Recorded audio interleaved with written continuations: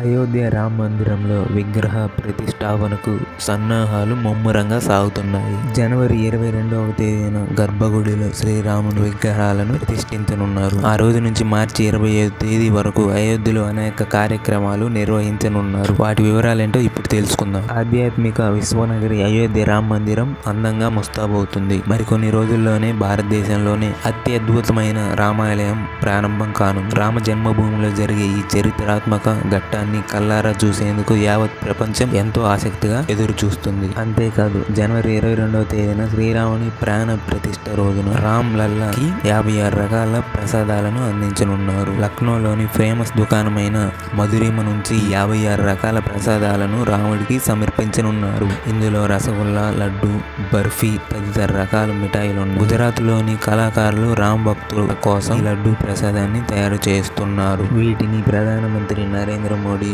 మోహన్ భగవత్, యోగి ఆదిత్యనాథ్, పూజారి సత్యేంద్ర దాస్ రామ్ లాలాకు లడ్డూలను అందించనున్నారు. మరోవైపు ఇప్పటికే దేశవ్యాప్తంగా అన్ని పట్టణాలకు రాముడి అక్షింతలు కూడా చేరుతున్నాయి. తెలుసుకోవాలనే విషయం, శ్రీరాముని ప్రాణ ప్రతిష్ఠ అయోధ్య నగరిలో జనవరి 14వ తేదీ భోగి పండుగ నుంచి 25వ తేదీ వరకు సరియు నది ఒడ్డున శ్రీరామ్ నామ్ మహాయజ్ఞం జరగనుంది. 1008 నర్మదేశాయ శివలింగాలను ప్రతిష్ఠించి రామాలయాన్ని 2 కిలోమీటర్ల దూరంలో సరియు నది ఘాట్లో శ్రీరామ్ నామ్ మహాయజ్ఞం కోసం ఏర్పాటు ముమ్మరంగా చేస్తున్నారు. ఈ నేపథ్యంలో ఇప్పటికే అయోధ్యలోని ప్రసిద్ధ అమయవ రామ ఆలయంలో బంగారు కులశ పూజలు నిర్వహించారు. అయోధ్య రామాలయం ప్రారంభోత్సవం సందర్భంగా శ్రీరాముని ప్రాణ ప్రతిష్ఠ రోజు అమవ రామ మందిర్ ట్రస్ట్ సభ్యులు బంగారం విల్లు కలశం 10 కోట్లను ఇవ్వనున్నారు. అదేవిధంగా అయోధ్యలోని సాహే మహావిద్యాలయంలో 14 లక్షల రంగుల దీపాలతో శ్రీరాముని చిత్రపటాన్ని తయారు చేస్తున్నారు. బీహార్లోని చెందిన ఒక కళాకారుడు తన టీంతో కలిసి